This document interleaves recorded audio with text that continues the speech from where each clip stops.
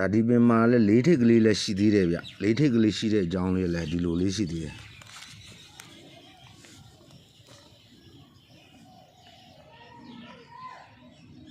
69လို့တွဲတယ်နော်သူ့အောင်မှာ3ပိတ်တယ်ဒီနေ့ချအတူတူပဲနော်ဘယ်လို1 2 3 4 5 6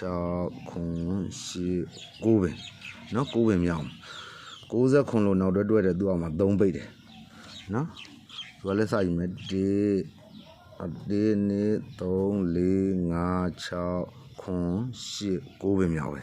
အဲ့မှာ69လို့နောက်တွဲပြီးသူ့အောင်မှာ3ပိတ်ပိတ်တယ်နော်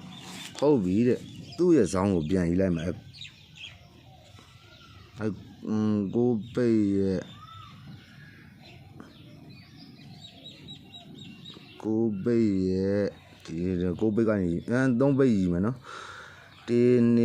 3 4 5 6ပင်အောင်မှာနောက်ပေါင်း5နော်အဲ့3ပိတ်ကနေရေးလိုက်တော့6ပင်အောက်မှာနောက်ပေါင်း5 4ထိပ်နော်သူကလည်းရေးလိုက်မှာဒီ3ပိတ်လေးရဲ့ဒီ3ပိတ်လေးကနေရေးလိုက်မှာ1 2 3 4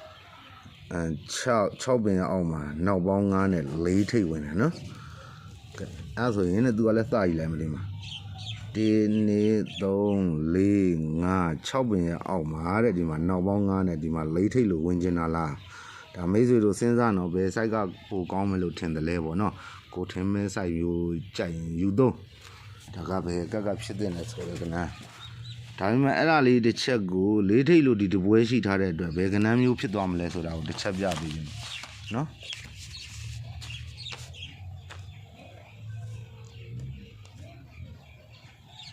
ဘာကြောင့်လဲဆိုတော့အဲ့လေးထိတ်လို့ဝင်သွားလို့ရှိရင်တဲ့ဒီကနန်းမွေးသီးလည်းရှိတာဟုတ်ဗျ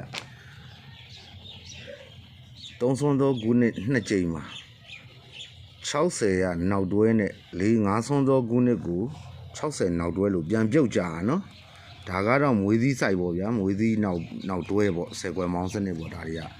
ဒီမှာ3ဆွန်းသောခုနှစ်မှာတဲ့ဒုတိယအကြိမ်မှာ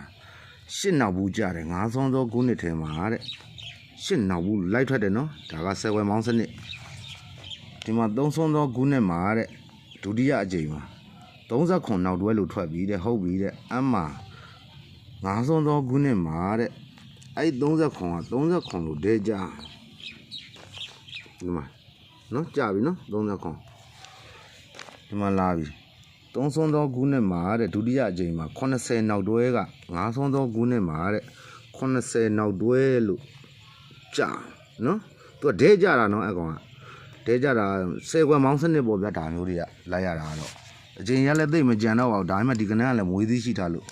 ဒီမှာ2023မှာ3ဆွန်းသောခုနှစ်ဒုတိယအကြိမ်မှာတဲ့နော်6နောက်ဘူးလို့ကြာတယ်အဲ6နောက်ဘူးက5ဆွန်းသောခုနှစ်မှာ6နောက်ဘူးနဲ့ကိုလိုက်အောင်နော်သူကလိုက်ပေးတာနော်စနစ်ကဒီမှာကျွန်တော်တို့3ဆွန်းသောခုနှစ်မှာတဲ့ဒုတိယအကြိမ်မှာနော်1နောက်ဘူးနဲ့ဒီမှာကျွန်တော်တို့က5ဆွန်းသောခုနှစ်မှာ1နောက်ဘူးနဲ့ဆိုလို့ရှိရင်အမှ break 6ဖြစ်သွားမှဒီပွဲမျိုးဆိုရင်နော်ဒါမိတ်ဆွေတို့ဟိုဆက်ဝက်မောင်းမဲ့စနစ်ထဲမှာကဒါတစ်ခွက်ကောင်းရှာပေးလိုက်တဲ့ပုံစံမျိုးပါနော်ဒါလေးတစ်ချက်ဒါလေးတစ်ချက်ကလည်းပြောပေးဦးမယ်ဗျဒါလေးကလည်းဒီအချိန်မှာ3ညနောက်တွဲ3ည9တွဲဆိုတော့နှလုံးပေါင်းနောက်တွဲနောက်နှလုံးပေါင်း9နောက်နှလုံးပေါင်း9ကသူ့အောက်တပွဲကြော်မှာခါနော်အမှတပွဲကြော်လိုက်ဒီနောက်ပေါင်း6အဲ့နောက်ပေါင်း6လဲသူ့အောက်တပွဲကြော်မှာ6ခါလို့ဝင်လာဗျနော်ဒီမှာဒီအချိန်မှာနောက်နှလုံးပေါင်း10နောက်နှလုံးပေါင်း10ဒီချိန်3ညခါလို့ဝင်ကျင်လာလိုက်အဲ့လဲစဉ်းစားအောင်နော်မိတ်ဆွေတို့ဘယ်ကနန်းမျိုးဖြစ်သွားမလဲပေါ့ဗျာနော်ကျွန်တော်တို့ကကြတော့ဘရိကို29ကွက်လုံအောင်မောင်းထားလို့မို့လို့နော်ဒါမိမိကြိုက်တဲ့ကနန်းကိုရွေးထိုးလို့ရတယ်ဆိုတဲ့အကြောင်းပြောပြတာပါ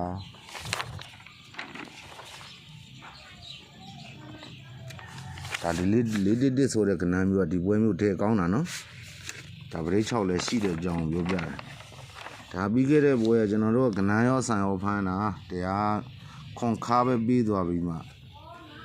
ဒီကောင်ကကြတော့ဒီတကက်ကကြတော့ကနန်းကိုတခါလေးရိုက်ထည့်လိုက်တာပြီးခဲ့တဲ့ဘွဲကပြိဖမ်းတာဒါလေးတစ်ချက်ရှင်းပြအောင်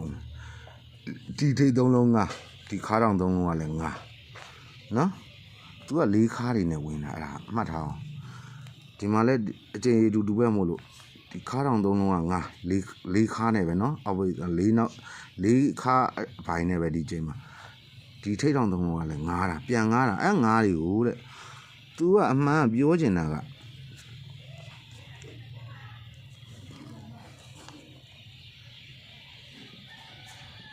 ဒီသုံးလုံးငါဒီသုံးလုံးငါပြီးရင်ဒီသုံးလုံးကကိုဖြစ်ရမှာနော်အဲ့မှာငါးခါလေးရတာနော်ဟုတ်ပြီသူကစီနီယန်တက်မှာသူကဒီသုံးလုံးငါးကိုဒီသုံးလုံးလည်းပြန်ငါးပြီနော်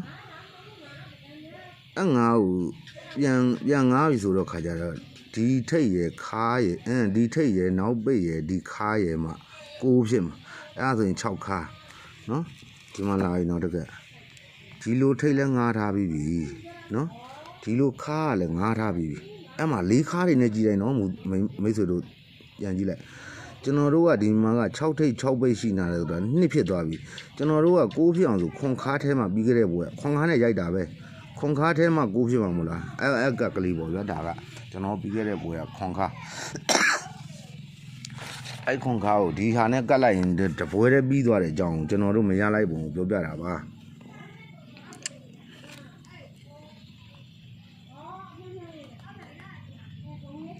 ကောင်းမရလိုက်ပုံကိုတဲ့ကောင်းမရလိုက်ပုံကားတဲ့ဒီမှာဒီလိုအစံထဲ68လို့ခွာရှေ့36လို့ထောင်းတယ်68လို့သူ့အမှခွာတယ်ဗျာဒီမှာလဲရှေ့36လို့ထောင်းတယ်သူ့အမှ68လို့ခွာတယ်ဗျာ